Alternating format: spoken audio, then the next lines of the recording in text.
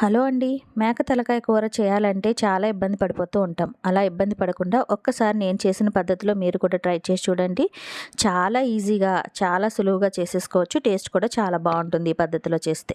చింతపండు ముందే పెట్టుకోండి. తలకాయ కూరను శుభ్రంగా కడిగి పెట్టేసుకున్నాను. ఒక 6 స్పూన్ల ఆయిల్ వేసుకొని ఉల్లిపాయ, టమాటా, పచ్చిమిరపకాయ అన్నింటిని వేసేసుకున్నానండి.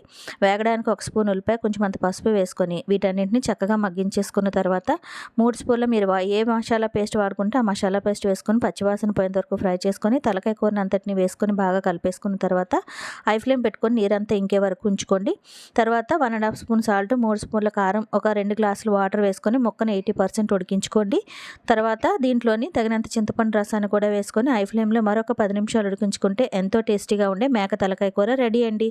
చూసారా ఎంత సులువుగా చేసుకోవచ్చో? ఒక్కసారి ఈ పద్ధతిలో ట్రై చేయండి. నచ్చితే ప్లీజ్ నా ఛానల్ కూడా సబ్స్క్రైబ్ చేయండి. ఏ విధంగా వచ్చిందో కామెంట్ చేయండి. Thank you.